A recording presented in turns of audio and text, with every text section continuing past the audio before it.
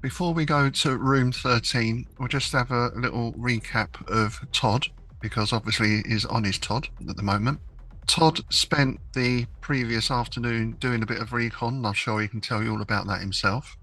I just went out looking, yeah, who's watching who, where the cameras are, who's watching us, looking for dead spots really, so we could sort of slip around, but not that many, and looking for somewhere maybe we could hide equipment if we had to.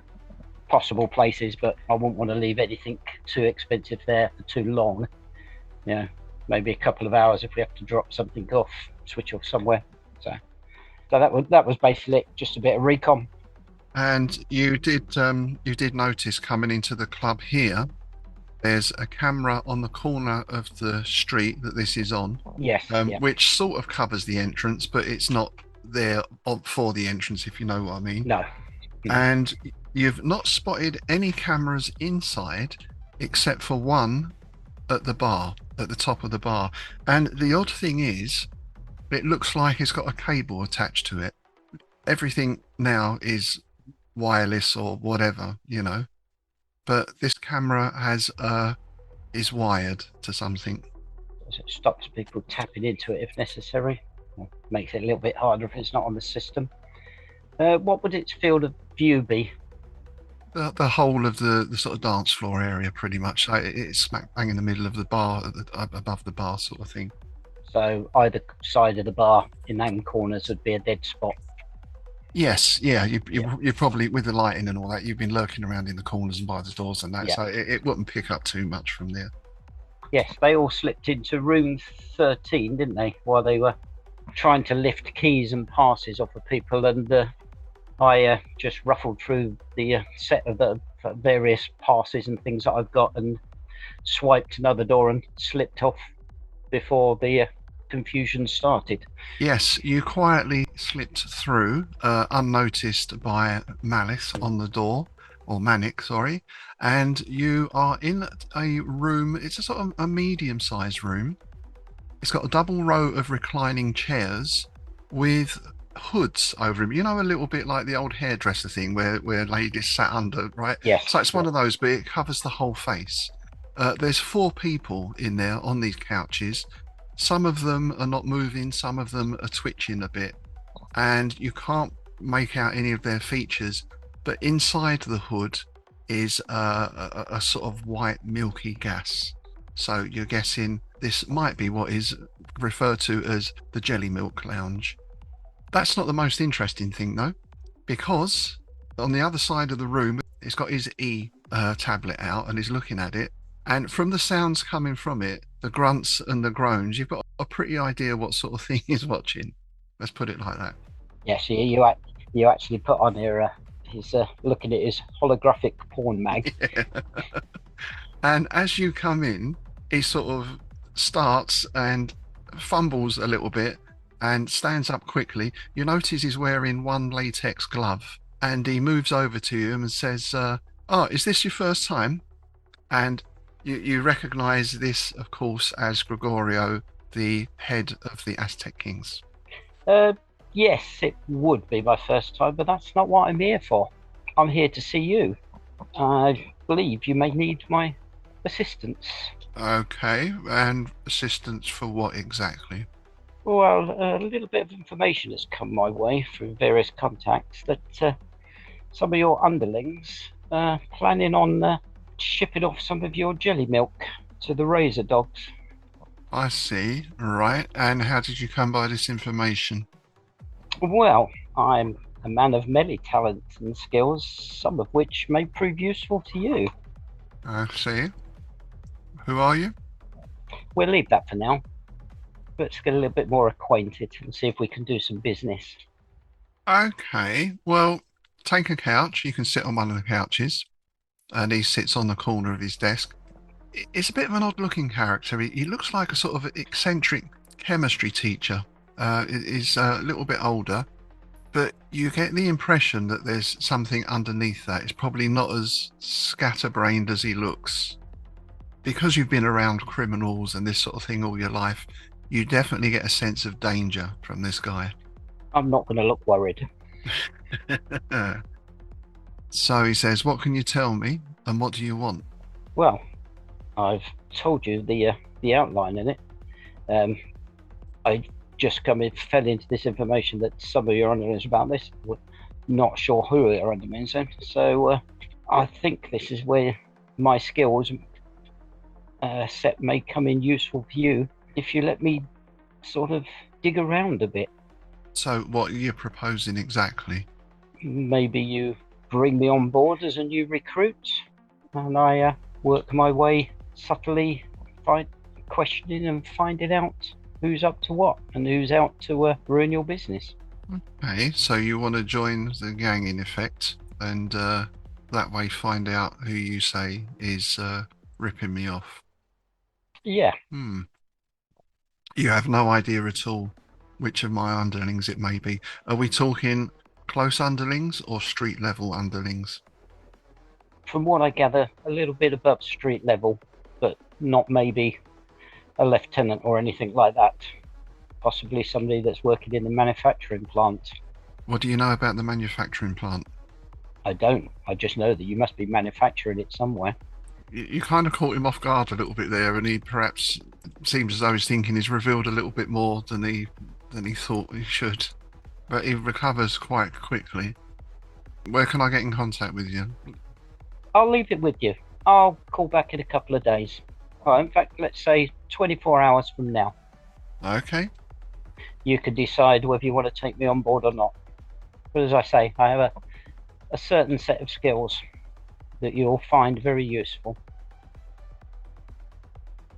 All right. Come back in that time then, and we'll talk further. Mention on the door, and they'll let you straight in. Okay. Looking forward to doing business with you. And I will just turn and leave casually. The last you see of him is going back to his desk and sitting down and picking up his e-pad again. So you're back out in the main area, the dance floor. You notice Daff is ensconced in the corner with that little group. There was a celebrity in the house, or well, a kind of C-list celebrity, Yeah. and he seems to be getting on very well with her. And he sort of looks over to you and just sort of nods as you come out. And the others, of course, you don't know where they are. Well, you would have seen them sort of hanging around that door there into room 13. I knew they were hanging around that doorway, but I don't know whether they went in or not because I obviously went in before they did. I'll acknowledge Daff and then I'll go to one of the corners of the bar out of camera sight. Okay. Probably I'll go to, yeah, I was going to say that corner where I can watch both doors. Okay, you can order a drink at the bar.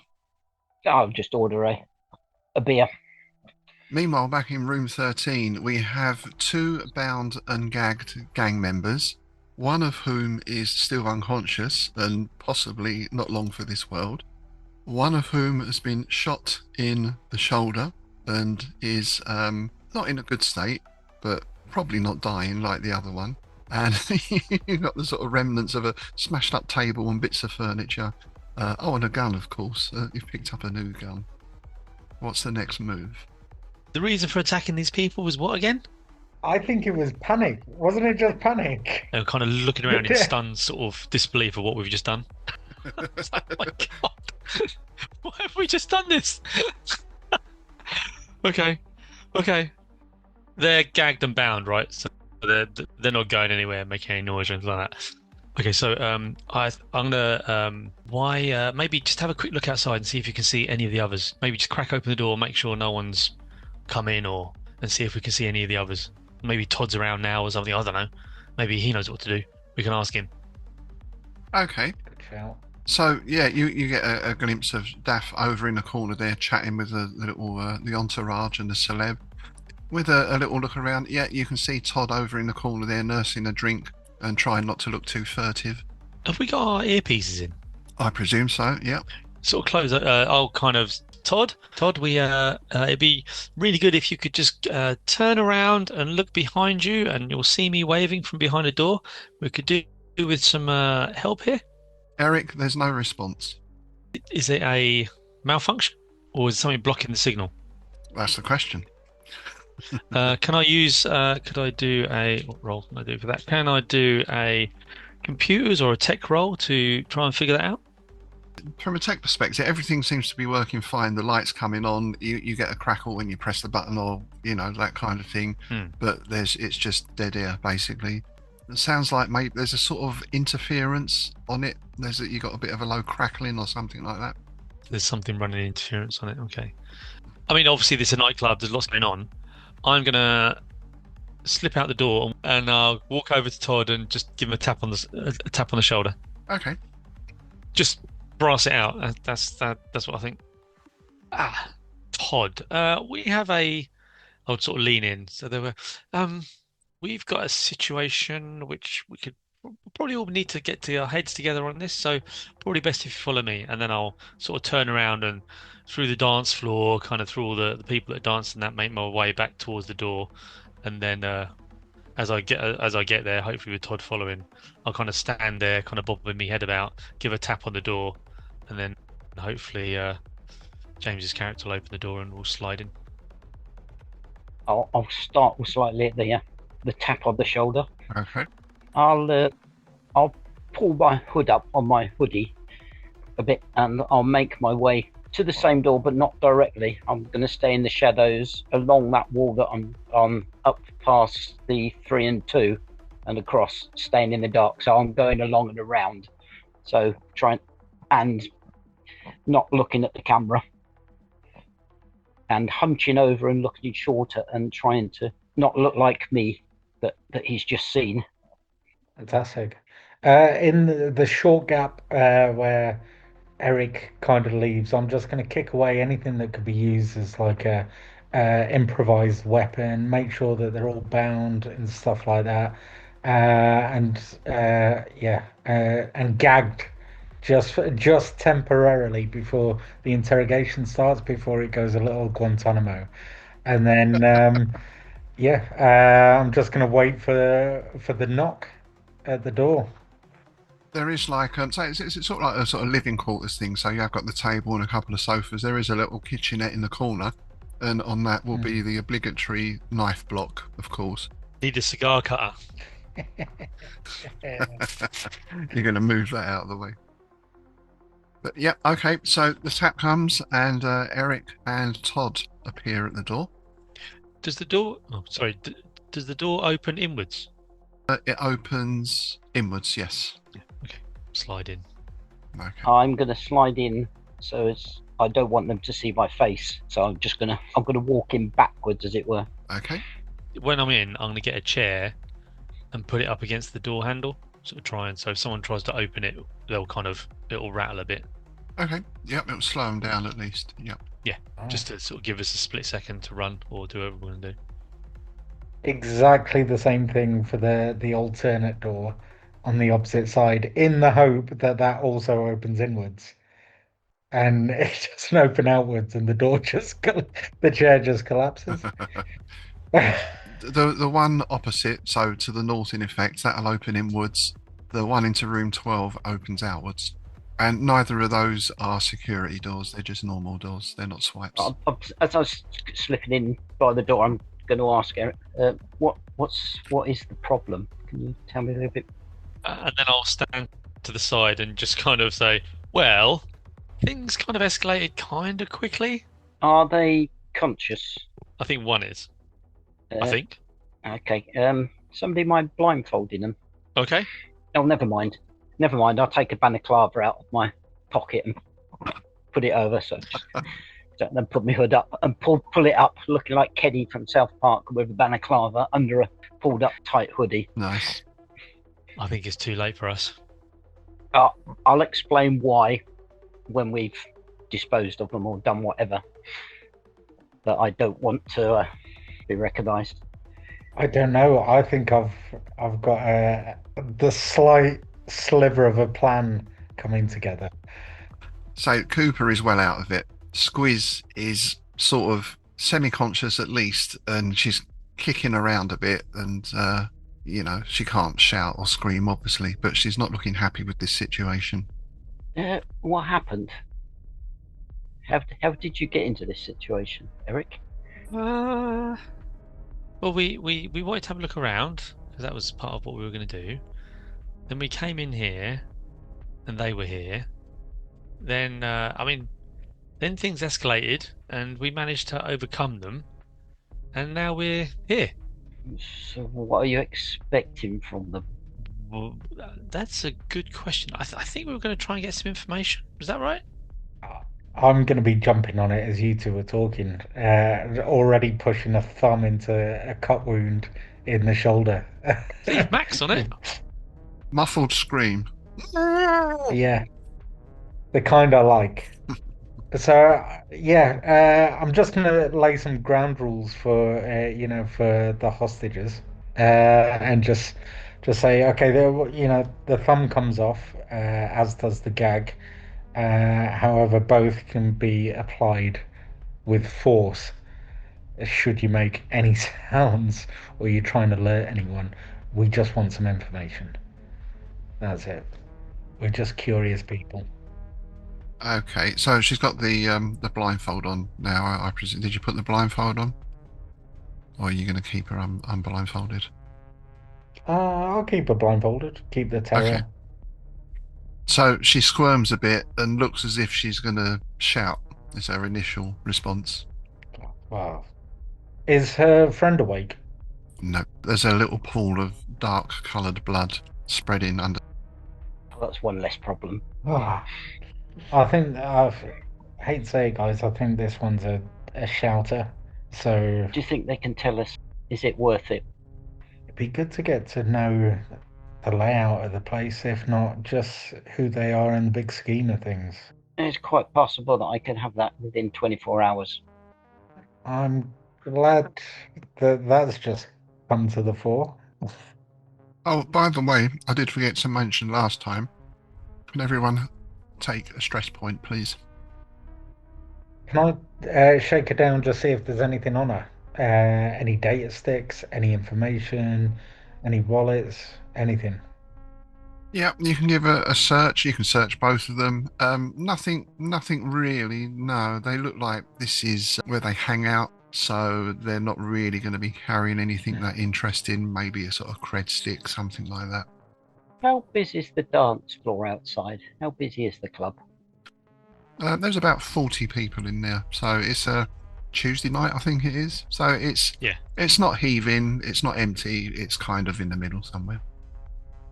Stuff the gag back on the Mac for a minute, just so she doesn't scream. Yeah. I'm going to check the other guy. Is he definitely expired? His breathing is very shallow. His lips are turning blue. So he's not got long left. Okay. He's not going to come round. Let's dance her out of the building. Place is busy. Between two of us, we can hold her up. Oh, and yeah, we're dance her out. We'll dance her across the floor. We'll take her out the door. And Someone who's had a bit too much to drink, maybe, and we're helping them home. I mean, she has got a gag on. Well, unless we could knock her out. as he says that, Todd smacks her right on a pressure point. I do have expert unarmed, or master unarmed, so I'll put it straight onto a pressure point and put her out. I'll go for nice nerve cluster. Okay, she's not moving or anything else. I'll roll a percentage dice for me anyway, just in case you roll a 99 or something like that, because there's always the prospect of, you know. Yeah, it's too hard. So a normal roll. Yeah, just roll percentage dice and we'll see what you get. Attribute is strength, isn't it? Yeah, that's 41 out of 55.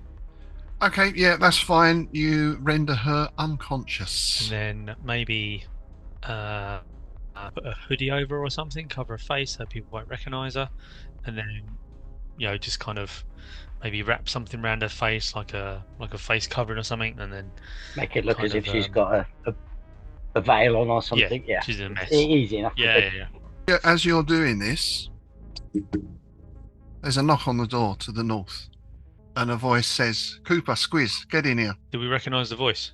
Do I? Todd does. Get out of here quick. Oh, hang on a minute.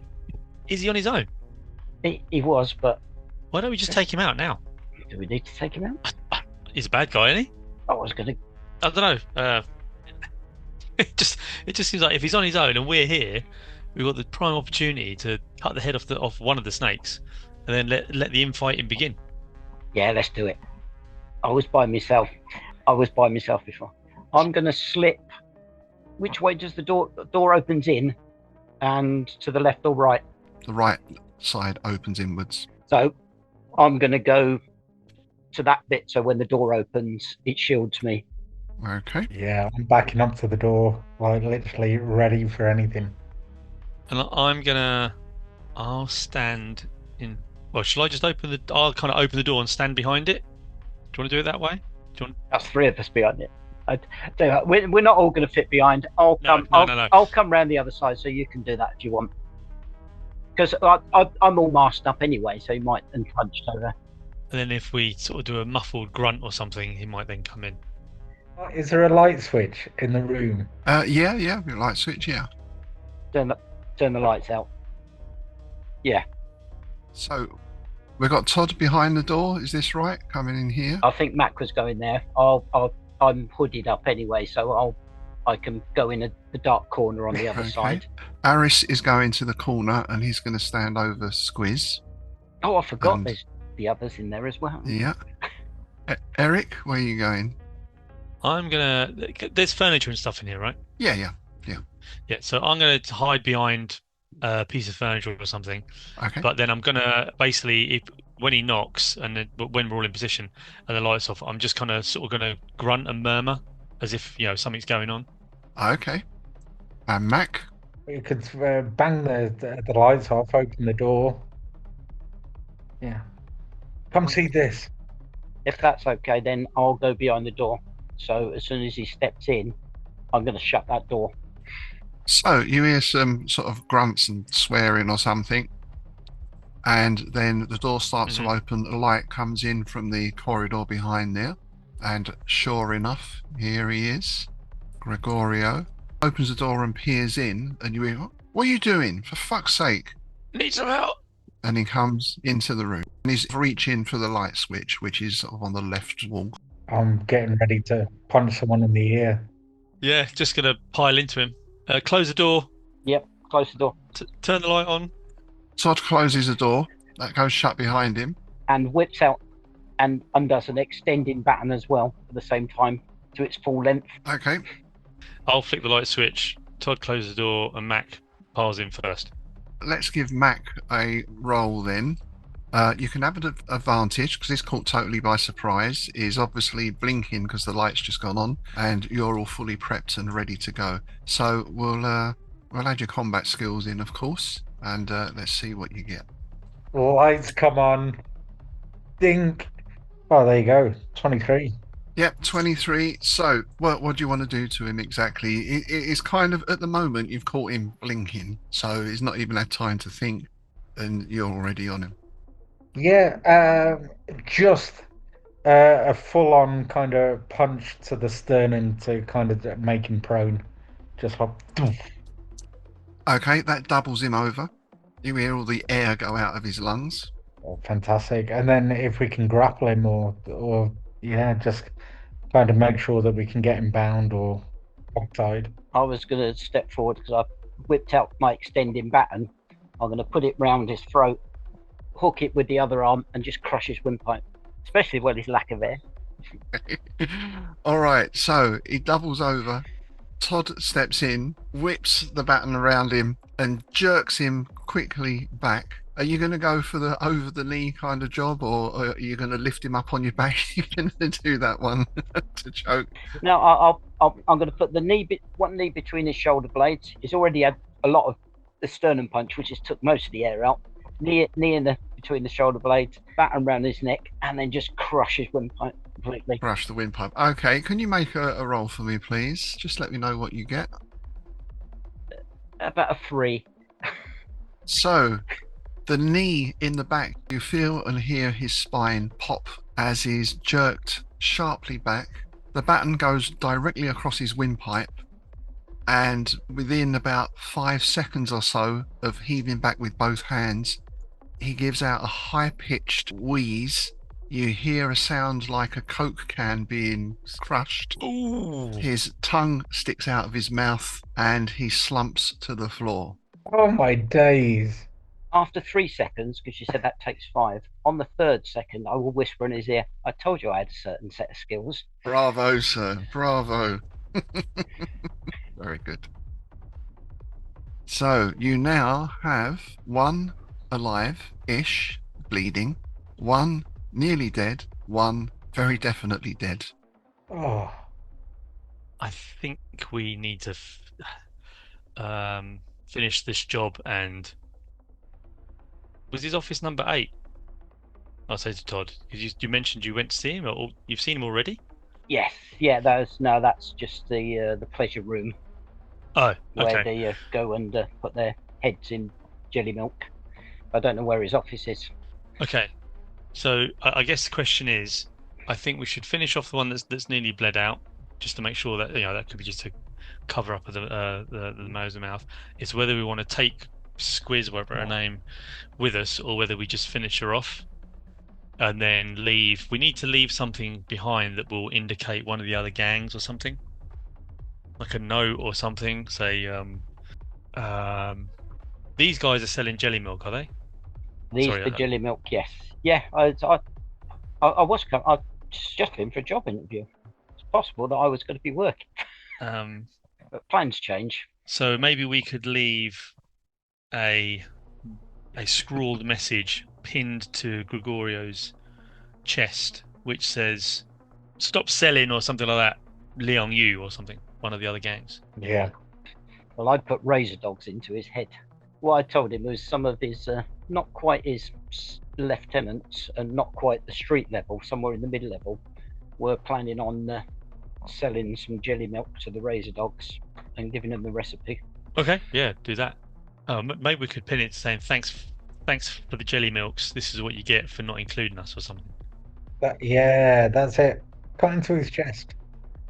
We've got 2 dead bodies and 1 not so dead. So she's still good. How about we slip a little note in, not his pocket, the other guy's pocket, with an address and a time, just something random, making it look like a meet. And then we take Gregorio's. Has he got a knife? If you search him, you find a revolver. I'd like something a bit. Yeah, I'd rather have something. How did we kill the other guy, by the way? The one that's bleeding out and is almost dead. I hit him with a table or something. I rolled a critical, didn't I? I smashed him around the face, broke his neck. It was a hit with the table. Oh. Broke his neck, cracked his skull. Well, that's what occasional tables are for, isn't it? Occasionally they kill people. I say that we just kill her, because I did have some plans for her, but I think we just kill her with a knife or something and put the knife in Gregorio's hands, as if it was. But that's what I was thinking of doing. Only I was going to do it the other way round. Yeah. And make it look like the dead one had stabbed Gregorio. I'm going to take Gregorio's pistol, walk over to her, grab 2 or 3 cushions, makeshift silencer, stick a couple in her chest, then go and put it back in Gregorio's hand. Okay. He shot her. He kills him somehow. Chair leg. Yeah. Baseball bat across the throat. Yeah, he done it. Yeah, he killed him. They can figure that out themselves. We don't have to worry about that. Let's just get the fuck out of here now. But yeah. Yeah.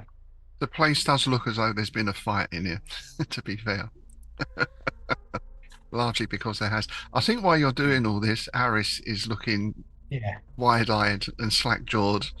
What the fuck? I'm not sure I signed up for this. We're doing anti-crime scene. Yeah. And then I think we do a brass it out back out the door to the dance floor and just leave. Oh, I'm not searching any of the other rooms. Do you think? I don't want to push our luck. I mean, that's true. I'm with you. I'm happy with however this goes. Can I just mention 2 words? Because you still have a part of him in your trouser pocket. Craig Wu, just as a little a gentle reminder. Oh, we got his ear, haven't we? Yeah, got his earpiece, haven't we? And his ear. He's low. Where did you get that from? Outside in the street. Well, there you go. Leave that laying around in here as well. He's the one that got away. You're pretty sure it came from in here. I think the rest of him's in here as well. Oh, right. Yeah. But we're not looking for his body or anything, are we? In particular, or are we? He's in the club somewhere, is he? He might be alive. We've only got his ear. You don't know what he's learned. Well, the thing is, what I don't want to do is if we go looking in all these rooms and we just come across more gang members. Yeah. I think we've probably done enough because we just. I think we've caused a lot of chaos that's going to come out of this. We're going to cause 2 or 3 lieutenants wanting to be top dog. That's the idea, isn't it? Who's this? The Skull Man, Hobbs. I know we've set the crime scene. Can we do a weekend at Bernie's? You know, like we all control a limb. The door that was in the alley, this one here, how was that just locked with a swipe card, or was it chained or anything like that? Okay, because we did look at it, didn't we? About and potentially thought about trying to get in that way. The door opening out onto the alley was like fire door kind of thing. So you got a push bar on the inside for fire escape, basically. So you know you've got that exit. Your other exit is out through the front door into the main street. As far as you know, and according to the plans you've got, there's no other ways in or out. Yeah. As far as gang members go, for the main members, from what you can see, there's only 2 that you haven't seen yet. You've seen Denk, Mannix, the guy on the Jellymilk lounge door. You've got the 2 bouncers at the front. You've got Skullface behind the bar. You know there's Trig, and you know there's someone called Doc. I'll tell you what we need to do, Eric. We need to find a computer that we can get you on. See if we can get you near cameras. Yeah. Can I put my ear to the door where number 12 is, just to see if I can hear anything? You can't hear anything. I'm going to creak it open if everyone's happy. Go for it. We've got to move anyway. Okay. It's basically a room with some bunk beds in it and a couple of bits of furniture. It smells of sweat, spliff, and sex. It's not very clean. A couple of things you notice straight away. There's 3 baseball bats against one wall. There's a sawn-off shotgun leaning against another wall. No one's in there. Does someone want to pick up the shotgun? It might be useful if we really need it to get out. All right, I'll take the shotgun. I'll take one of the baseball bats, just so I've got it. Nice. I'm quite happy with this. I'll wave my extendable baton at you. this, and I'll wave the other empty hand. I'm going to look out. He obviously came from the corridor, so I'm assuming that he must have come from where I'd seen him before. So knowing where the other door was, so can I assume that I know where number 8 is along the end of that corridor? Yeah, it makes sense. And I say you've seen all the blueprints anyway, so it's right. not a Yeah. Well, it's not a complicated building. right, but at least we know what there is. If we slip from 13 to 8, we can come out of the drug lounge and nobody will think anything better Yes, true. Good plan. because they'll think we're just coming out there. And to create a little bit of a distraction, is there a microwave in here? Yeah, there's bound to be. Yeah, because it's a little kitchenette, so yeah.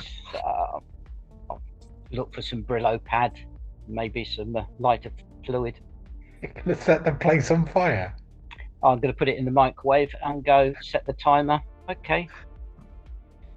I'm not sure we should be attracting that amount of attention to this area while we're still around. No, because we're going to come out the other door. We're going to 8. Yeah, but I just don't want anyone. And we'll come out into panic with the druggies from 8 and just file straight to the door. Go for it. You're the expert. I will just mention, I think we spoke a little bit about this last time. Fire on Prospero's Dream is taken very, very, very seriously. Yeah.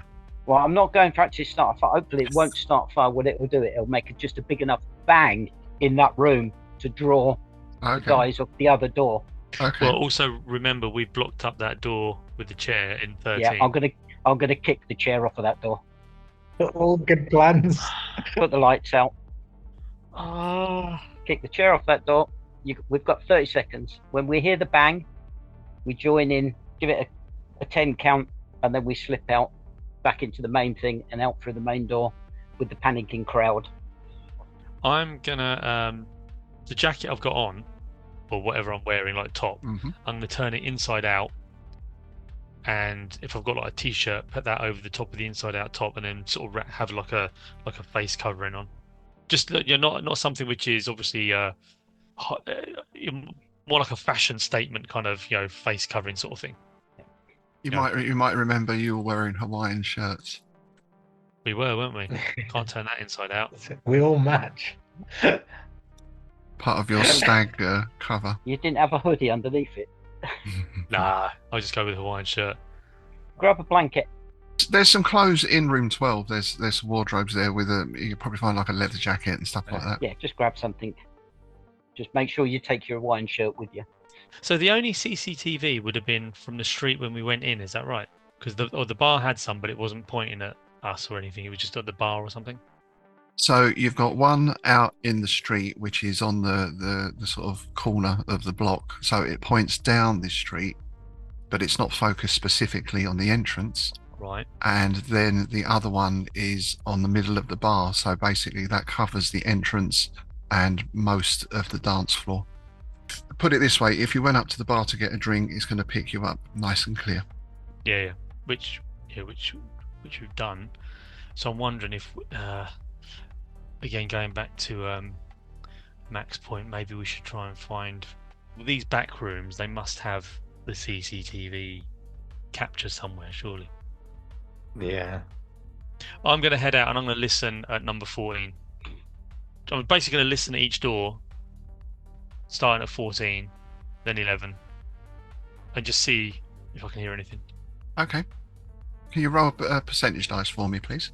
Do remember as well, I think Eric's got one luck point or a couple of luck points, I think. Yes, I've got one luck. Yeah, I think a couple of you have got luck points. So could I use that to find the CCTV camera on first go? Is that how I'd use that luck point, or is it more on a roll? Be more on a roll. Right. So if you wanted to turn a roll into an advantage, for example. Yep. Okay. I'm going to listen at 14. I got a 52.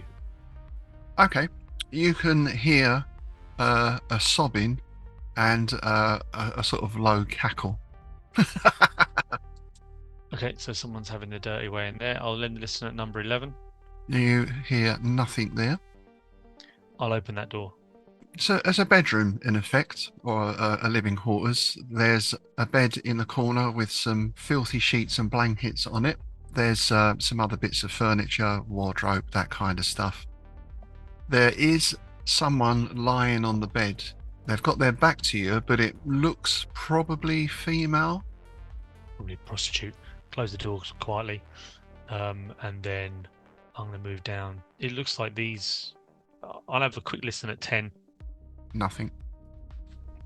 Open that door. It looks like a utility room. So you got your fuse boxes and all that kind of stuff on here. But the main item of interest for you is there's a recorder in the corner and a little screen above it. And also something that you'll very quickly recognize as a signal jammer. Okay. And you can see when you look at that, you can actually trace, you can see the wire coming in and into the recorder. The recorder, so again, I'm not sure how, is it a recorder as in there's a hard disk or something which is collecting data, or is there's some physical property of this which is basically just recording continually? Is that how it's working? You can work it out pretty quickly. If that's a wire, then that's recording the footage coming in from the camera above the bar. Okay, so I'm gonna basically grab the recorder,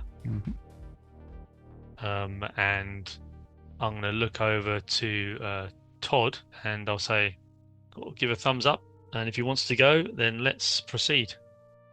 As you've got that door to 13 open, you're hanging around there, presumably you hear a very loud scream coming from either room 11 or 14. It's down that end of the corridor. Sounds like a male scream.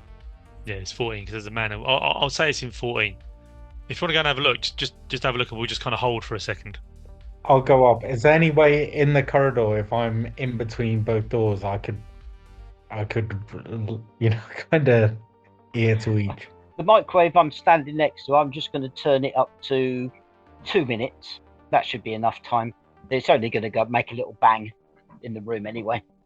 And then I'll go and entertain into the other room with the extended baton out, ready to be surprised by what I see. Yeah, I'll go have a look. I know that Eric's already kind of seen the back of the lady, but if there's a scream, I'm curious. So it looks like another living space. There's a bed in the corner and various bits and pieces. The main thing that catches your attention, though, is the dentist chair in the center of the room, which has someone strapped into it. That's the source of the scream. He's got a bloody ragged tear where one ear used to be. And standing over him, laughing, wielding a dentist drill, is this chap. Wait. And yes, it's Craig Wu in the chair. And you've got a shotgun. I want to kind of go, if you guys are happy with this, I wouldn't mind going in and just confidently playing off that Gregorio sent us. And then I'm just going to take him out as soon as he's distracted. Okay, Mac, can you give me a quickness roll, please? Quickness. Or speed, sorry. Yeah. Add in any bonuses for hand skills or that kind of thing. Okay, yeah. Got the better of me. That's a 50, and the target was 43. So you step quickly into the room, you swing in the shotgun up to unload on him. You sort of catch a bit of your clothing on the door as you go in, and that inhibits you a little bit. That basically gives him a chance to duck behind the chair. So you've now got Craig Wu between you and him.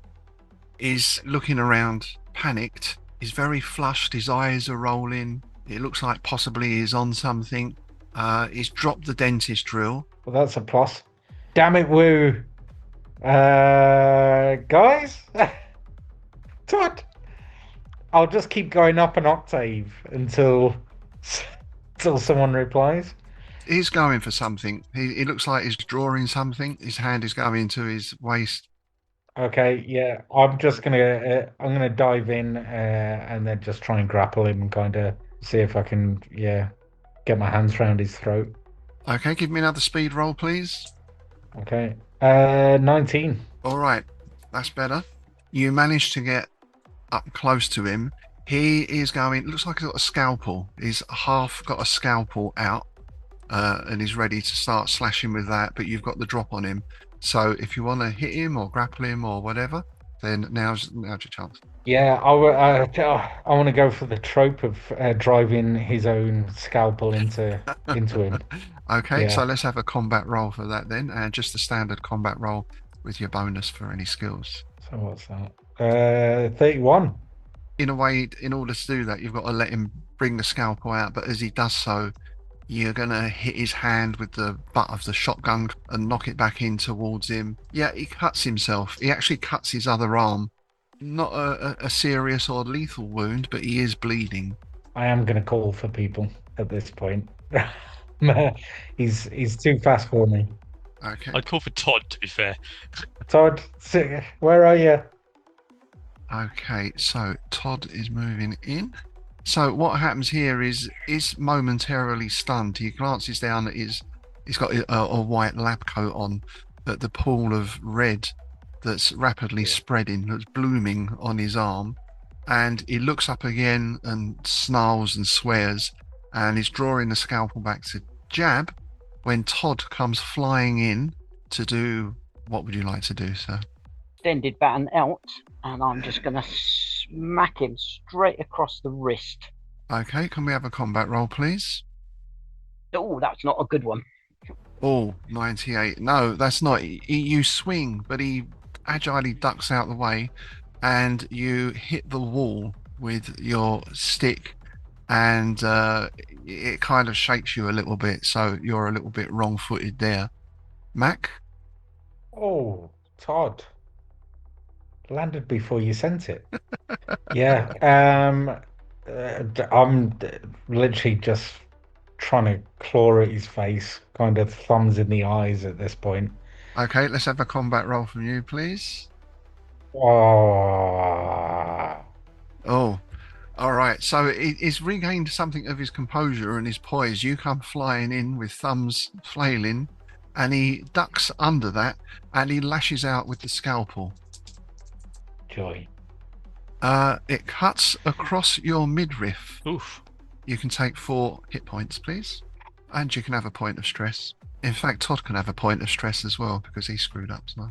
I obviously ran in too fast for himself. If you trips over yourself a little bit, I think. Okay, no problem. Just casually, in all this, have we noticed if the door opens inwards or outwards? This will open it inwards as well. Ah, damn it, we could lock him in here. Eric, is there anything? Do you want to rescue us or? I'll say I was going to go in, but I was going to basically unstrap Mr. Wu. Yeah, I'm gonna try and basically help him out and get him out of the chair and start leading him out of the room while these two deal with the scumbag. Yeah, good man. Okay, you're going to come in and help Craig.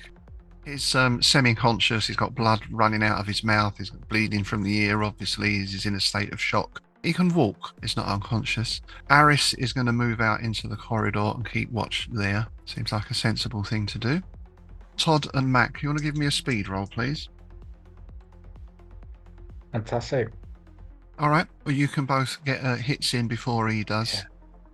He's a doctor, after all, not a fighter. It's obviously facing Mac, isn't he? But did I go past him when I hit the wall and swung past? So, Yeah, you've sort of swung past him and whatever. He's lunged at Mac. in that case, I'll spin round and wrap him straight on the back of the neck with the extendable baton.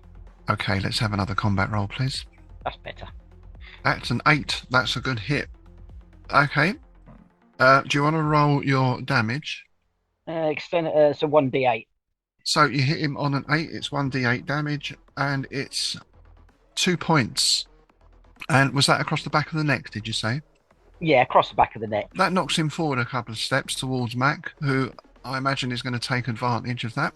Yeah, I'm gonna, the lack of a better word, I'm gonna headlock him and DDT him. Just try and drop his head into the floor. Okay. He has still got a scalpel in his hand, by the way. Ah. Just saying. Mac revises in that flurry of inspiration and tries to disarm him. You're going to like hit his hand with the sawn off or something like that. Yeah, Okay. that's it. Let's go for a roll then, please. 16. 16. That's a good Yeah. solid hit. Ooh, have some of that. Okay, well let's apply the same damage. 1d8. Yeah. 5. Okay. Not only do you knock the scalpel from his hand, you shatter his hand. You hear the crunch, and he emits a high-pitched scream and clutches the hand back towards himself. He's sweating even more now. His eyes are rolling even more. His lips are writhing. He's pulling them back from his teeth. He's kind of snarling. He's definitely on a high, this guy, which is sort of working to an advantage a bit in that it's keeping him going. Oh. However, that does mean now he doesn't have a scalpel anymore. That's lying on the floor. So he doesn't get to attack this round. And we'll have one more speed roll, please. Yeah. Todd gets a 60, Matt 54. Okay. He does put his hand in his pocket again. This time he comes out with a syringe, which has got a blue liquid in it. And in desperation, he hurls himself at Mac with a downward stabbing motion of the syringe. Punch him. But he misses. So you can both attack again. 23, that's a hit. Are you hitting him with the butt of the shotgun again? Yeah, again, I'm trying to incapacitate him or at least just make him immobile. Okay, what are you going for? Which bit of him specifically? Side of the temple. Just Side of the temple. Bang. He's down. He falls like a sack of shit. Hits the floor with a thud. Fantastic. Almost immediately a huge bruise starts to form on his temple. There's part of me that wants to stay and stick him in the chair, but I realise that Eric's kind of scampering down a hallway with the man, and there's a microwave on a 1 minute or 45-second timer. As Todd sees Mac bring him down, Todd will sweep up the scalpel and just nick the juggler. Okay, yep, you can do that. No trouble at all. It's just a little nick, a Nicolette, as we say, and you leave him in a slowly spreading pool of his own blood. Eric's starting to wonder about his life choices. Don't tell Harris. He has not seen any of this. Yeah. I'm gonna support Wu into 8, and then get ready for the ping, I guess. I'm going to cover everybody's retreat. Okay. Can you all give me speed rolls, please? Yep. I rolled a 20. My speed's 42. Sorry. Okay, so Eric was a good one, and Todd and Mac not so good. So Todd and Mac are still in the corridor when the microwave goes off. What's that going to be, like a loud bang and a fizz kind of thing? And It's metal in a microwave. It'll make a loud bang and a pop. Loud enough that it'll attract attention, hopefully, from the other doors. They'll want to come in to see what it is. Okay. Obviously, we've closed the door on 13. Eric, can you roll just a percentage dice for me, please? 93. 93. Oh, well, sometimes ignorance is bliss. So there we go. All right. So you make it to the door. The 4 figures on the couches have not moved. They're still in the on their Jellymilk trip. So obviously they take no notice of you at all. You open the door into the main room, and it appears that Manic has moved across to investigate that sound there. Hold till he says something. Yeah, people from the dance floor might start piling out as well. What I want is a panic. As soon as he opens the door, you come out, right? Yeah, well, let's see where people go. I mean, we could always bust out through the alley door. We could go for 5. Yeah, I mean, it's a straight shot. There's going to be some smoke, right? There's going to be an alarm go off at some point, because, like I say, the one thing that everyone is hot on here is fire eggs. So you're going to get the smoke alarm goes off in 13. There's some smoke coming out, and someone at some point is going to shout fire.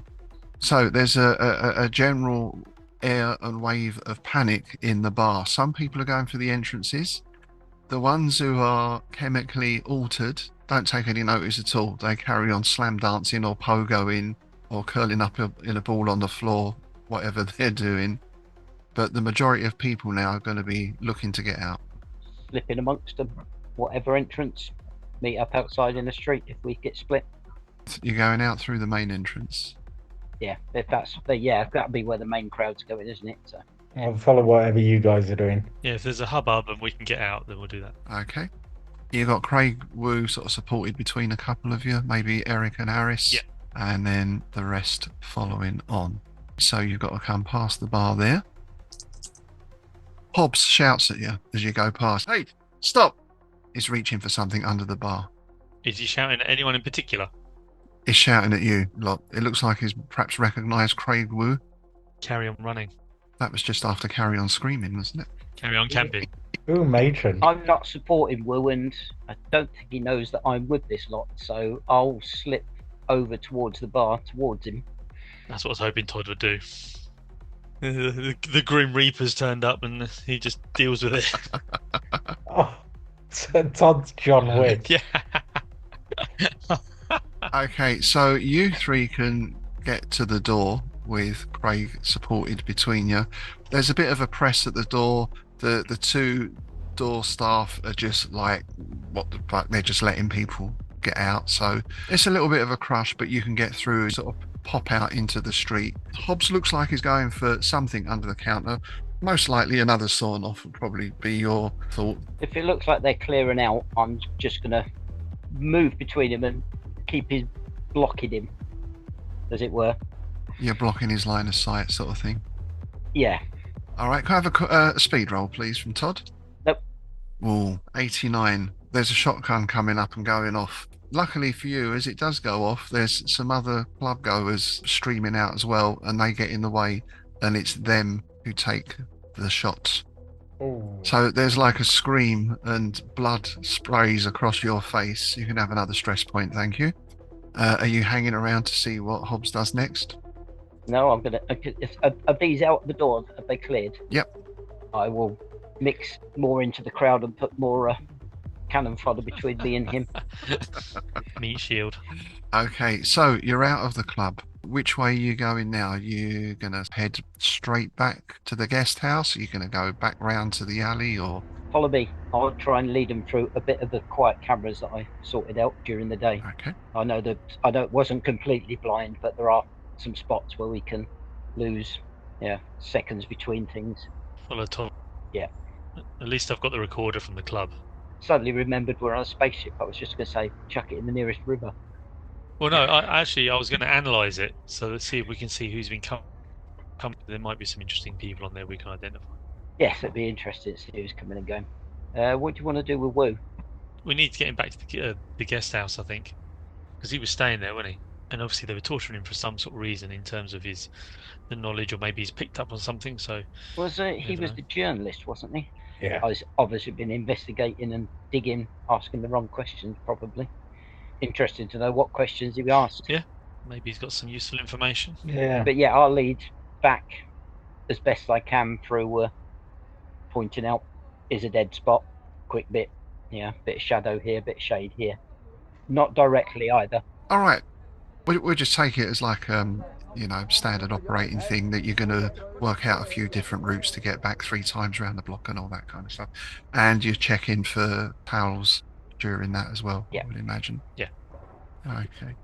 So you get back to the guest house with no problems. Takes a little while longer than normal, of course. Craig Wu is in a bad shape, but not critical. And you can get him back to the guest house and in. Your arrival gets everyone. Well, it's not late at night, so people will be up and around. And Mrs. Core, of course, comes rushing out. Oh my God, Craig! Bring him in the back room here. And they sort of take him off and start administering to him. Have you still got his ear? Yes. Now they can probably stitch that back on. Yeah. Some regeneration kit, and they'll probably be all right. Super glue. Reattach it. Yeah. Yeah. That's it. Mac will break out some masking tape. Just put it on upside down. So, okay. Daff isn't with you, by the way.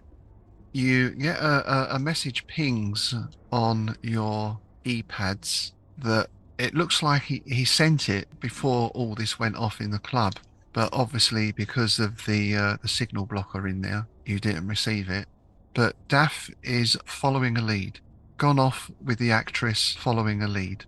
Catch you later. Eric, did you grab the signal jammer or just as well? No, I just grabbed the recorder. That's a shame. Might have been a useful piece of the equipment. I was thinking of other things at the time. Like who were you going to murder next? Self-defense. All of them were self-defense. It very much felt like someone was dead when the self-defense kicked in.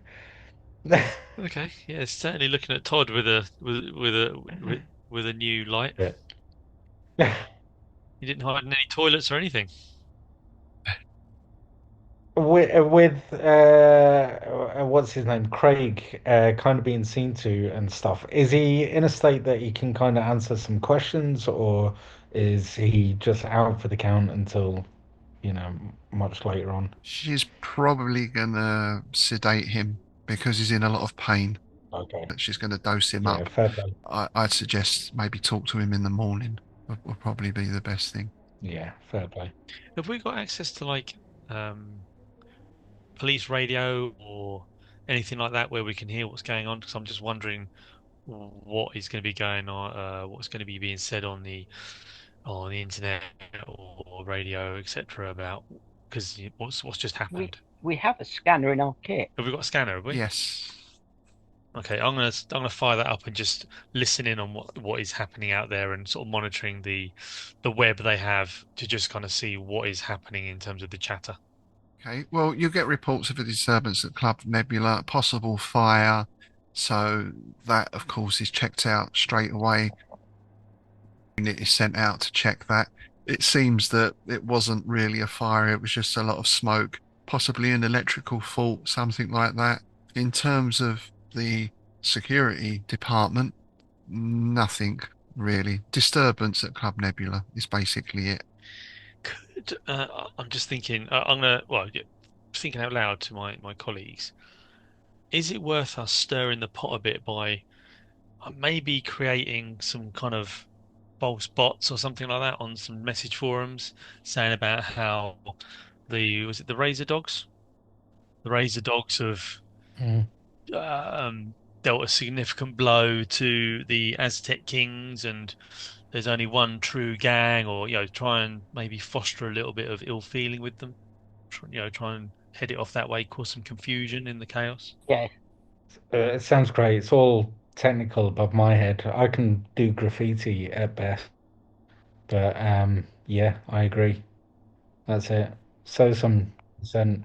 So I'm gonna basically create some sort of bot accounts and then have them post about how the Razor Dogs have um, uh, uh, caused a significant hit against the Aztec Kings, who are going to be toppled any day now. Basically try and sow the seeds of They're um, expanding. Yeah. disunion between them. Yeah, how we're going to expand into the Aztec Kings area and just trying to sort of stoke those kind of fires. I'll I'll give you a hand because we'll get two different styles of writing then on replies and stuff. Open some accounts. Very good, very good. Yep, you can easily do that with your computer skills. And also, as you're monitoring the police network and the security forces network and all that stuff, plus the help you get from Mrs. Core and her team, of course, is in contact through Maeve with the SFPD. So the police thing is disturbance at Club Nebula, possible fire. It looks like there was a hit. This isn't being released publicly, but it looks like there was a hit. 4 dead? 5 dead? Oh, I lost count. Well, Gregorio is certainly dead.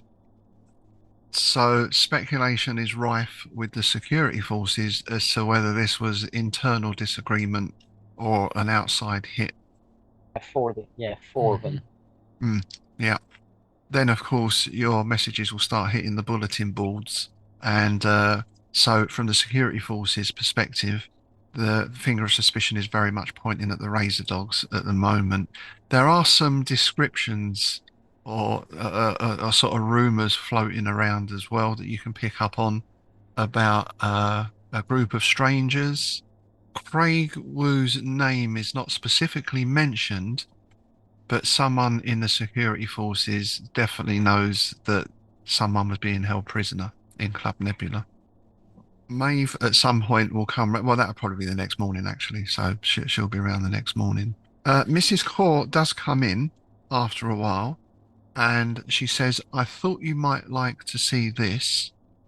I went through Craig's stuff. Obviously, you've got all his notes and that on his e-pad, which, I mean, it's passworded, but you'll be able to get access into that easily enough. But there is this as well, and there's a little sort of USB hard drive type stick." Oh yeah. So yeah, I'll sort of have a look at it and analyze it and sort of just. I'm assuming I plug it into something else. Is it that kind of item? Yeah. Okay, this has got some serious encryption on it, so you're gonna have to make a roll for this one, and it could potentially take you a few hours to crack. Is this from Swoo? It was on his person, yeah. Oh, so we don't know if it's actually him or not, or whether he's actually acquired it from somewhere himself. So basically, he may not know what the encryption code is. Yeah, certainly on his e-pad, there's just normal level password and whatever. Yeah. And this has the look of something So a little bit, else. a little bit more advanced. Okay. Well, I'll spend the rest of the night basically and evening, what's left of it, basically trying to crack into this after I've done the kind of with Mac doing with Todd doing the kind of the confusion on the internet type stuff for a little while, and then move on to this encrypted device and basically spend a few hours trying to get into it. Okay, so if you'd like to make a roll for me on that, we'll make one initial roll and we'll see how that goes, and then we'll work from there. Am I doing this on intellect? Yes, yeah, with your bonuses for Oh, I've got skills there. your skills.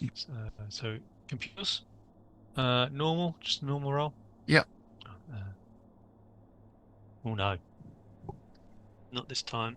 This is pretty tough. This is really tough. This is real, high security stuff. So it does seem unlikely it belonged to Craig Wu. Can I take a look? You can, if you've got what sort of computer skills have you got there, Tom? Hacking. Okay, yeah, sure. You can come in later on and assist. 3. Wow, very good. You like rolling 3? That's about the third one you've rolled, isn't it? I like rolling threes.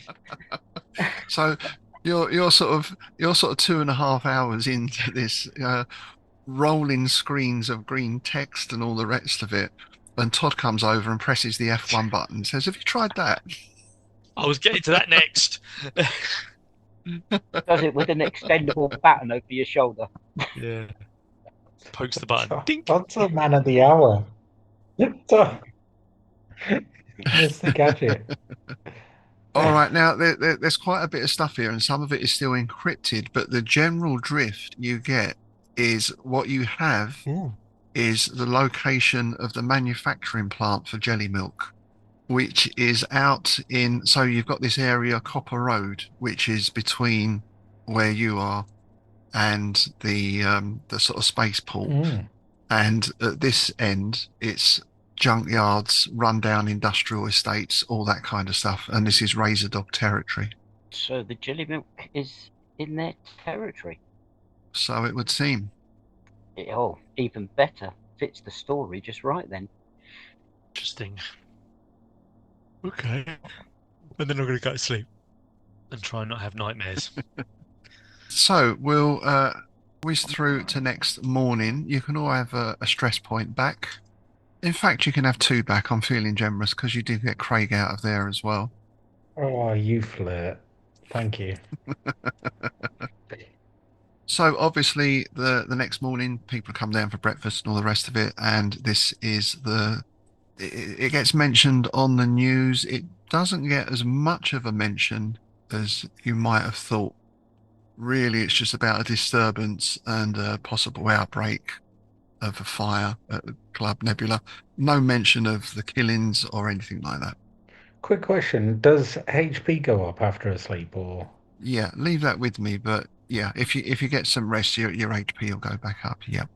Yeah, no worries. All right, I'll follow the rest. Follow the rest of the guys. I'm just really interested about getting to Craig, and most of last night was while they were on the computers, was me just checking that we weren't followed.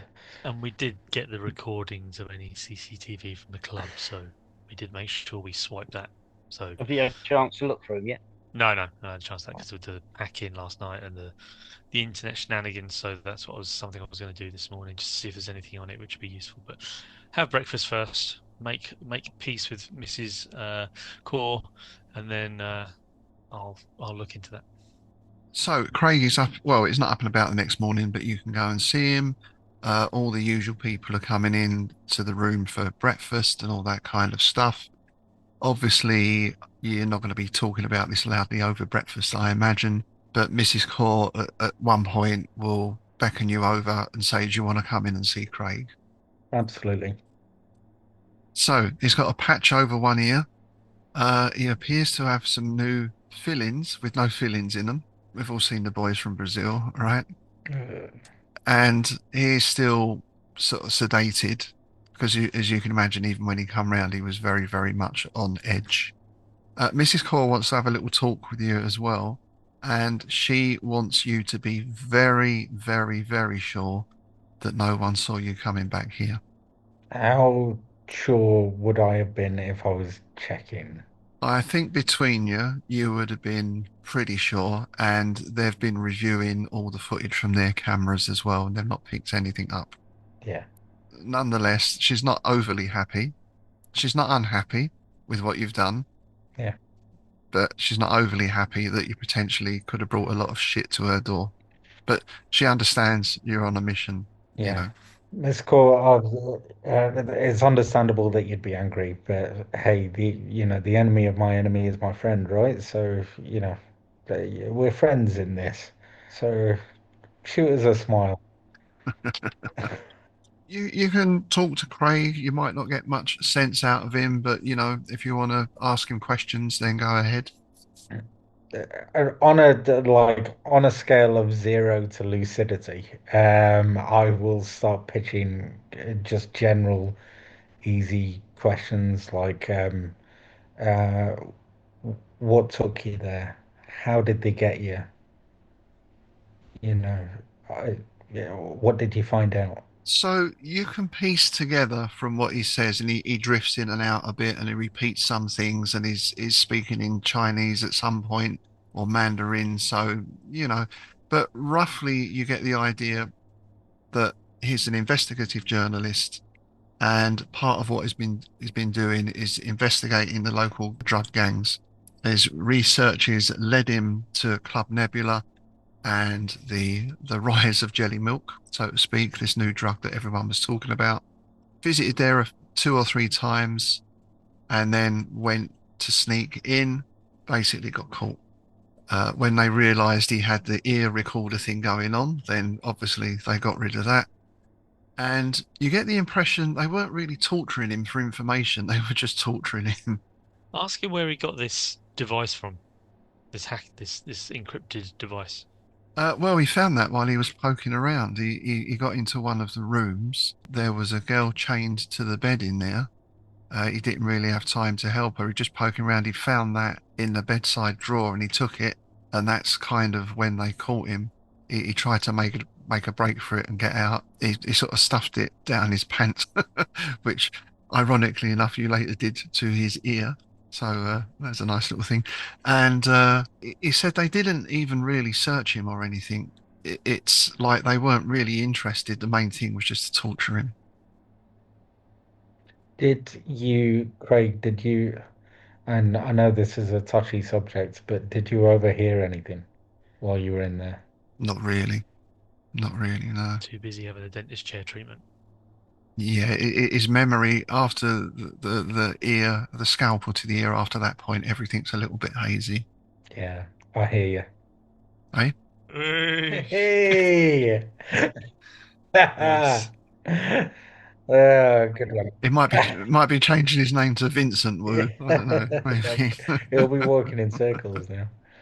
I'm pretty much out of questions, but I'll bring him some breakfast. Just lay it by the side of the table. I don't suspect he'll eat it, but I want to kind of keep him on side just in case he does get better and he can be an asset. Just going to advise him to just be a bit careful with kind of, when he's doing this kind of stuff, because he's been dealing with some pretty nasty people there. And if we hadn't happened to be going in there, he'd be in all sorts of trouble. Yeah. The last thing he does is Yeah. sort of says thanks before he goes back in or falls back to sleep. You get the impression he's probably more of an enthusiastic amateur than the hardened journalist investigator. Are we all just Hmm. enthusiastic amateurs? Some are Okay. more enthusiastic than others. Yeah. Passionate. Do we know much about any of these other people? I know we know about Maeve, but and there was Jazz, but do we know any of these other? Mr. Simchak is a teacher at a local school. Sammy, Tyra, and Jenna work at Caesars, the casino. Todd might be able to help there. Yeah, Jenna's quite friendly and flirty. Yeah. Yeah, she has a good source for untraceable cred sticks as well. Hmm. Anonymous ones. She was going to show us how to get hold of them and or where she gets them from. And there's a cred stick you just load up with credits and you use it, and there's no receipts or paper trail, electronic trail, or anything. Oh, it's good to know. She says most of the people around here use them, and I was chatting to her. Are you going to be chatting to her again over breakfast, by the way? I mean, everyone's still out there. If you want to go back out into the breakfast room, Yeah, I shall go back because I shall mention to her about you said about these sticks. I wouldn't mind getting hold of half a dozen or so. Okay, well, yeah, she can sort something out. Or, So here's the thing. Todd's quite a sort of dashing young chap, and he's obviously got something about him. It's not like Daff is like obviously money man, right? He's got that air about him. Todd has got a sort of whiff of the streets and danger about him. And this could be a potential attraction, let's say. But she does lean in and say, you know, they have got a huge amount of those in Caesars, and just sort of leaves it at that. Yeah. Well, Maybe we could talk about it over dinner. yeah. So let's do that. So while he's over there, the rest of you are sitting at the table having a coffee. Max, something brushes against your leg under the table. Uh, he's nervously gonna just lift the tablecloth just to kind of have a look what's underneath. There's a large black cat that's just brushed against your leg, and it's sort of looking up at you. Oh, I'm a big cat person, so Mac is. So I hopefully it doesn't hiss. No, it doesn't hiss. He'll kind of bring it up, and then whatever we're eating for breakfast, although it shouldn't be consumed by a cat, he'll try and feed it like a part of sausage. It takes whatever morsel of Cynthia bacon or whatever it is you give it. But then it seems its attention is attracted by something. It goes into that sort of cat pose and crouches down, and its eyes grow big. And it's looking over in the corner by the curtain, Oh, yeah. and it's looking quite intently, and it slowly starts stalking toward the curtain, comes right down to the floor, Yeah. and it's stalking across there very slowly. I'll almost mimic it in the way that, I'll kind of soft-footedly just kind of follow what it's doing. Is there anything that I can notice over there in the corner? You get maybe a vague suggestion of movement, but you can't really see what it is. If Todd's busy kind of chatting people up, I'll turn to Eric and just go, kind of the side whistle to kind of, shh. Okay. I'll sort of have a look, but it's just like a mouse or something, isn't it? I don't know. You just watching an old man follow a cat. Yeah, it's like, what are you doing?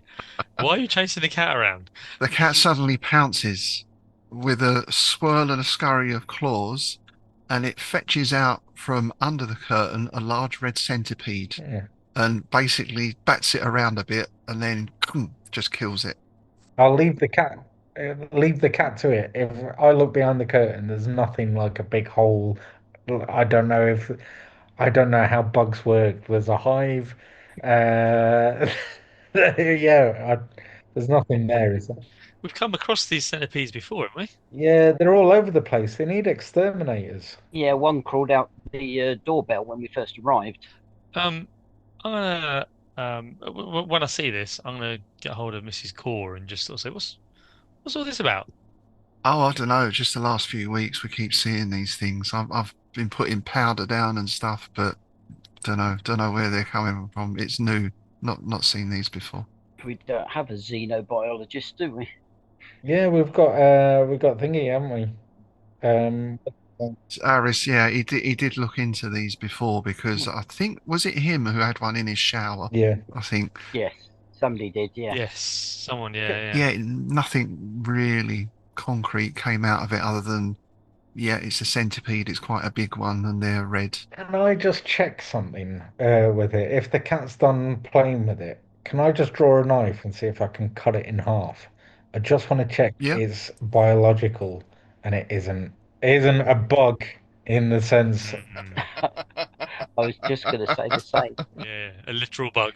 Okay, you apply your knife to it, and with a crunch, brown pussy goo squirts up over your hand. Oh, yeah, I'm just gonna wipe my hand on my chest. It stinks. Ugh. Does Miss Hall know, Core, know if her friends have talked about these other people that own property, or is it something which is like common everywhere, or is it just common to this house as far as she's aware? Just here, as far as she knows. She talks to the neighbours occasionally and whatever, but No one else has seen it. No one else has mentioned it. There's not been, like sometimes you get a flying ant infestation in a town or something like that. Mhm. No mention of it. No, just seems to be very specific to this house.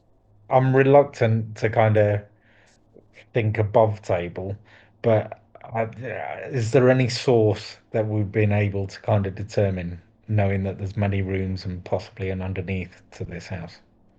I mean, you know, Mrs. Core knows the house very well. Oh, she will mention. Oh, Tika will be coming in now. You may remember she's the cleaning lady. She's the lady with the scars on her face, Mm. and you're not to talk to her unless she talks to you. She will be in today, and she's not mentioned finding anything, nests or holes or anything like that. As that conversation is going on, the three girls from the casino, Sammy, one of them goes, makes like sort of piggy noises. And Mrs. Core immediately rounds on her and goes, I won't have that talk here. Tika is very welcome in this house. She does a very good job. Have we not seen Tika yet? No. We're Cleaner. not allowed to talk to her. So obviously, we have to keep getting in her way so she talks to us first.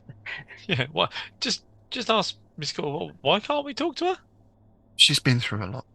She's very wary of men. Fair enough. Fair enough. Can we recruit one of the ladies to talk to her? As I'm talking to Jenna now. I'll look at them and something. I say, have any of you three spoken to her then? Why would we speak to her? She's a cleaner. And she's from the carry. So what's different about the carry? That's where all the piggy lot live, isn't it? What do you mean by piggy lot? Well, it's where all the pig farms are, the pig breeders. Well, there's other words people might call them. Ah, so it's where all the food comes from. All that Cinti bacon you've just been enjoying. That's got to come from somewhere. Matt grabs another slice. I'll look back at Jenna. Perhaps we'll go to a restaurant that doesn't do Cinti bacon. Maybe you can recommend somewhere good. Yep, she knows a few places. We won't eat at Caesar's though. There is a restaurant at Caesar's, but it's probably best, for a few reasons, it's best that we don't go there. No, is Miss Core still there, still present? Yeah, she's fussing around, saying is in and out, doing stuff, and Jazz is in and out, doing stuff as well. They're starting to clear up. I really don't want to, bother anyone. I don't want to get talking to people that I shouldn't be talking to. So what time does she normally turn up so I can know not to talk to her at that time? She'll be in any minute now. Okay. Do we know which gang operates Caesar's nightclub? Or is it not operated by a gang? Or whose territory it's in? If you speak to Jenna about it specifically, Hmm. she'll look a bit nervous, look a bit edgy, and say, wait till everyone's gone. And, Yeah, it's worth asking the question. I'll get the information out of her when we go reveal. She obviously wants to go somewhere quiet, and she wants to talk. Yeah, I'll dig her up. And I think it might be worth us, I assume, catching up with, is it Skinner, our contact here? yes, indeed. Yeah. And just let him know what we've done, what's happened so far. Because it's quite a big move we made on the first day, to be honest. In the afternoon, we bought some Hawaiian shirts and cowboy hats. In the evening, we killed 4 gangsters in cold blood. Layla's going to be very impressed, I tell you. That's what we're sent to do. Absolutely. We brought down a syndicate. Yeah, so I think we should go and sort of arrange to meet Skinner and just give him an update as to what's happened. Just so we, I don't know. I'm not sure how much we should be telling Maeve. Remind me, was she someone that we could confide in, or was she just someone who we had to just make sure we don't antagonize? Yeah. So she's the local captain in the SFPD, and she's very good friends with Mrs. Core. Let's put it like that. Okay. So she's one of the very few, and Mrs. Core will have mentioned this anyway. She's one of the very few SFPD that you can trust. Okay. But obviously, she is restricted in what she can do, and what she'd like to do is not always possible. Is she aware of us and that we've got some kind of mission here? She knows roughly where you're from and has got an idea of what you'll be doing because it'd be pretty easy to work out, and she'll help you as much as she can. Okay, so Yeah. we could also talk to her just to give her an update and say, look, just so you're aware, this is kind of what we're heading towards, and any information you could give us about activities, about how the gangs are responding from your networks, be great if you could let us know, just in case anything kicks off. Ah, right. So it was you then. She had a suspicion. She had a suspicion. New faces in town, all the rest of it. Yeah, we hadn't actually planned it that way. It kind of the opportunities fell in our laps in some ways, and all of a sudden we had the opportunity to, we feel, add a little bit of chaos to this three gang system because I think they seem to have come to some sort of agreement, and we need to destabilize that because then I think that will help us to pin down exactly what's going on. It will certainly do that, and the wires are buzzing, so to speak. Again, nothing public, but with the hit as it's being called now, then speculation is rife. So Razor Dogs, yes, very much in the frame, but then strange faces on the dream, professional hit squad called in from outside, Mm, mercenaries, all that kind of speculation is going on. all sort of stuff. And of course, this is going to draw the attention of the Bratva. So the Mm, Bratva obviously are the overlords, and each of these gangs runs their own drugs. I think Skinner probably mentioned it, and you'll hear it anyway. mm, Places like Caesars, and Caesars is the big casino in this area, but it's by no means a mm. big casino. It's fairly low down, Yeah, yeah. but casinos tend to be directly under Bratva control. Oh, okay. So they run them and take the profits directly, obviously. Yeah, yeah.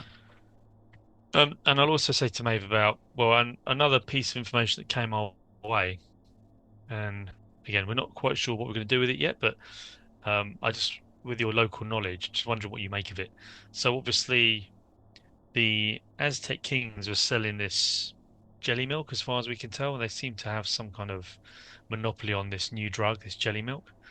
Um, but it appears that the actual manufacturing facility to make the Jellymilk is in the Razor Dogs territory.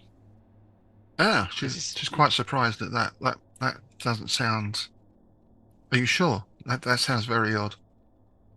from the information we've got? And it's from, well, yeah. I mean, I think we can pretty much say it's 100% bona fide. It seems that yeah, that manufacturing facility is in the Razor Dogs territory, which raises all sorts of questions about how close those two gangs are, or not, or why that's even happening. To the best of her knowledge, and obviously the Razor gangs are not on a patch, so to speak.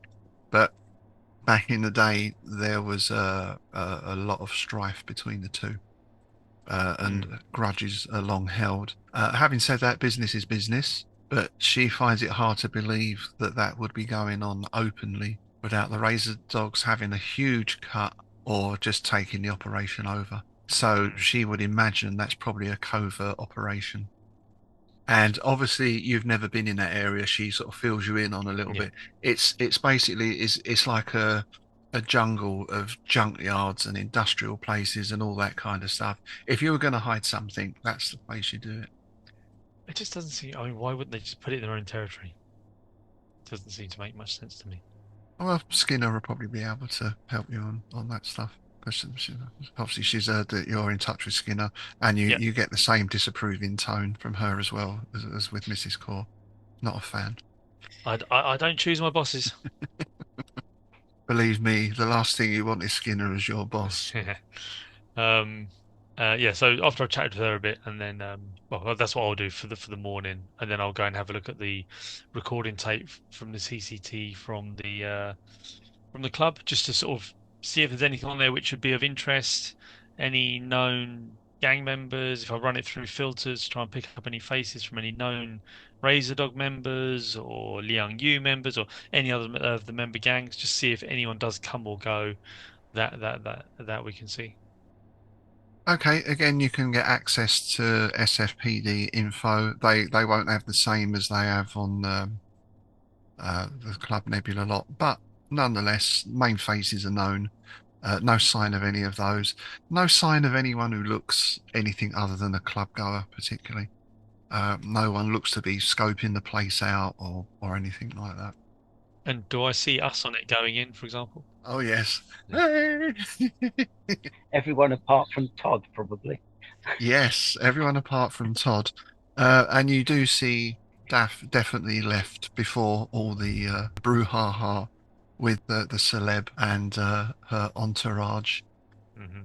And he wasn't here for breakfast, was he? No, he wasn't. Ria Garvey, see less celeb. She's a star of one of the soap operas. Well, I say star, kind of. She's in one of the soap operas, yeah. Much of a star as can be, yeah. And that'll probably take me most of the well into the afternoon. So I don't know what Todd and Mac want to do, but that's what I'll be doing. Yeah. There's very little that I want to do apart from I think you've got it covered. I want to kind of find out the information on that. I want to befriend this cat and somehow make it so it now respects me as its owner. But I just want to size these people up. Like, who are have we had like any interaction or anything with the twins and Dean? Not really, no. There's a couple of other people as well. The twins work for a local company. I think there was another three or four people, dock workers. So, as Mrs. Core explained, they're often here on contracts, so they might be here for 6 months, a year, or something like that. Okay. Um, so they sort of tend to come and go a bit. I'll make polite chit chat, but if there's nothing kind of forthcoming and nothing that I'm talking to him about, then I'll be mainly waiting on Eric to kind of come back. I'll be looking after the cat. I'll try not to kind of get a red centipede on me. Or And talk to the cleaner. yeah, just kind of tell the others that if we are to meet Skinner, I think the plan was to kind of plant something there so we know what he's up to because I don't trust him. Take it that Jenna and the other two work nights. Mostly nights, yeah. So I'll see if Jenna wants to go out for a stroll round the area, maybe for a coffee or something, where we can have a chat, and also I can have a listen and see what's going on the streets directly after last night. Okay. Yep, you're gonna go out for do a lunch sort of thing. Yeah, see if people are on their street corners again or whether they've closed up shop. Okie doke. It always helps to have a little bit of a disguise with me. Yeah, so you can meet her up a little bit later on. I mean, you could take her to Morris. It's probably not the sort of place you really go for that sort of lunch date, is it? Well, But, I was going to say, let her pick. She knows, so she can recommend somewhere. all right, yeah, she'll take you to Xiao Long Bao dumpling shop. Dumplings. Dim sum. Sounds good. That's a new up and coming place. A lot of people are talking about that. They have like a conveyor belt where food goes round. Yeah, all that kind of stuff. Yeah, That sounds yeah. fun. And a very, very nice line in sake as well, should you wish to partake. Maybe have one or two, but So she confirms that the Bratva directly run Caesars. That's no big secret. Everyone sort of knows that. But this is the dream. Everyone's out for what they can get. And if you're working in a place like a casino, there's lots of tempting possibilities. Of course, there's reward and risk as well. And if you get on the wrong side of Bratva, then, does she know how the Bratva interact with each other? Is there rivalry within them, trying to get higher up the ladder, or are they well settled and organised and respect, toe the line? it seems to be very well organized. I mean, she only doesn't really obviously she knows the manager of the casino and that kind of thing. There's occasionally a guy in a suit will turn up and that sort of stuff. But everything they do, they tend to be a little more behind the scenes than like the Aztec Kings and that kind of stuff. They're more street gangs. The Bratva are professional. Yeah. So, well, however they're running within the casino will give me an idea if she tells us about that, how the old organisation works together anyway. because it'll be just a smaller version. So that Mm. if they respect the man that turns up every now and then, and don't bad talk him once he's left and things like that. She doesn't get that sense. No, she doesn't get that sense. And you mentioned there's a load of these sticks there, bread sticks. Well, she starts laying out this idea she's got, and basically these cred sticks, as you said, they're anonymous because that's the way a lot of the stuff is going to run, particularly when it comes to gambling as well. So there's basically a room full of these things, and security is a lot laxer than you might expect, probably because a little bit like the Aztec Kings, they've been running the show for a while. No one's threatening them. Who's going to come and rip off the Bratva, So they, But a person who's got skills and has got someone on the inside, well, potentially it's there for the taking. So she's thinking of sort of a Todd's 11 then. Well, her ultimate aim is to get off the dream, which is pretty much the aim of everyone who lives on the dream. But they're so much in debt. You can try and cut and run, but you've got to have some money behind you to be able to hide yourself because the Bratva have a long reach. These cred sticks, I take it, are loaded. Yes, preloaded. So what are we talking each cred stick loaded with? How much? Probably 500 credits. Need a lot of them to make a lot of money. Oh, there's boxes of them. Oh, yeah, well, perhaps I'll go and do a little bit of blackjack one night this week and have a look for myself. It's something to bear in mind. Not making any promises. But she does seem very interested in you as well. Now, Todd has been around a bit, right? Yes. He knows the score. So it could be that she's genuinely interested in you. No, his mother was a hostess at the casino. Or it could be that in you she sees someone who can help her out. A way to get off. And it's a way to get out. Yeah. Yeah. So, that's between you and her. Yeah, I'd probably be able to sense that after a while. Well, let's keep it on a casual at the moment. And Okay. would the other two be in on this, or is this something you don't mention to them? I mean, Sammy and Tyra. No, it's strictly need to know. I mean, I know them and everything else, but the thing is, if you cross the Bratva, everyone's going to talk at some point.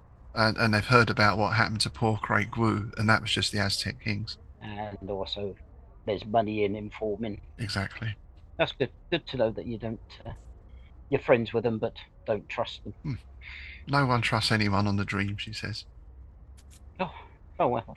Have a casual conversation for the rest of the afternoon and a stroll round, and I'll use the stroll round as a pretense of, is the streets quieter? Are the people on their corners, or have they shut up shop for a bit after last night? Everything seems to be going on pretty much as normal. Are you going to wander down sort of Club Nebula Road? Yeah, I'm dressed completely different. Okay. I'm thinking more of the street dealers. Oh, right. That were on the alleys. Yeah, have they eased off a bit? No, they all seem to be there as normal, pretty much. Business as usual. Yeah, I mean, you took out the top level pretty much, so the street guys are still they've still got to hustle and make money, right? In fact, for them, it might be good because they might not have to knock up to someone at the moment. Yeah, they're getting a little bit of bonus. Yeah. I'll take a wander by the nebula.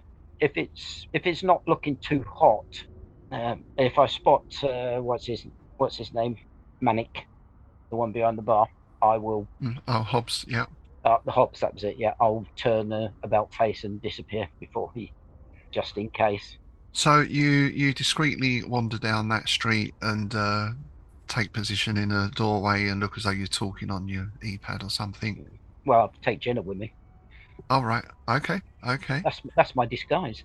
All right. Yeah. Have a little cuddle in the doorway then. All right. Yeah, just a wander around. Yeah. And it looks closed, which you'd expect at this time of day anyway. Something quite unusual you don't often see around here. A large black car glides up to the outside, to the pavement. Electric car, of course. Big sort of sedan type thing, tinted windows. and a guy gets out of the front and opens the back door, and a middle-aged guy in a very sharp suit comes out, goes up, and the door is opened, and he goes into the club. I'll try and get a good look at his face. I'm also going to, as we're canoodling in a shop doorway, I'll sort of spin her around a bit and say, "Oh, I wonder who that is. Do you recognise him?" She says, I don't recognise him, but he's got Bradford written all over him. Oh, I guess that. Just Yeah. then we'll wander off before he comes out. Okay. Obviously, they're maybe trying to install the new top dog. We'll head back probably after all that's going to take most of the afternoon if we went out for lunch and get back in time to see Mac being eaten by red centipedes, or he's talking to the cleaner. By now, perhaps he is a red centipede. Okay, well, you do see the cleaner, Mac, actually, because, you're kind of hanging around. She's a woman in her 30s, you guess, and she's got scars on one side of her face. You probably recognize it. I mean, you've been around, you've seen various injuries. It looks like a grid-shaped scar. Looks like burn marks. She's sort of very, very conscious of it. She's sort of got her hair brushed forward over it. Right. Do I recognize it in the sense that the burn marks are kind of like a mark of ownership or torture, or do I just recognize it that I've seen other people kind of have it and it's made me curious? Yeah, you might have seen it where you've perhaps been in a battle or an incident on a ship, Yeah. and maybe someone has fallen into, or they've put their hand out onto a bit of machinery and it's hot, and it looks like that kind of burn mark. All right. Okay. It's pressed into it or fallen onto it or something like that. Yeah. Okay. I'm gonna just check the area because obviously Miss Core doesn't want us talking. So I'll indicate that our room is particularly messy, and it very much in need of attention, and open the door really so that I can close it and have a private word with my back to anyone opening it again. She's very timid and very wary, and won't. If you approach her, she kind of backs off straight away and starts to look agitated. What do I want to? I don't actually know what I want to ask her. I just want to know why I'm not allowed to ask her. And that's what I'm going to ask. I'm going to ask, why am I not allowed to ask you things? She's off. She's down the corridor. She's off. I kind of want to give chase, but also don't want to be arrested. Or kind of, yeah, so perplexed, he will just watch a woman kind of run down the hallway. Okay. And I guess that's all I can do. I genuinely don't know what else to do. I don't want to corner her because that's creepy. Yes, yes, yes. Might not be a good idea. I don't know. Okay, good. Well, let's Mhm. wrap it up there then. Did you want to get a message to Skinner to arrange a meeting? Then we start with that next time. Yeah, just to kind of update him as to what's happened, and depending on what happens at that meeting, I want to start looking at this. Now we've identified where they're manufacturing this Jellymilk. Maybe start digging into that a bit and just finding out exactly where that is, and maybe that's one of our next places to go and have a look at. Okay, if you get that information across to Skinner, which you're able to do through secure channels, then it'll be prepped when you go and see him, sort of thing. Yeah, so absolutely. Yep. Yep. So feed you back all that, and then arrange to meet with them. Cool. Excellent. Good stuff. Well done, chaps. Blimey, you took nearly all of them out with barely broke a sweat.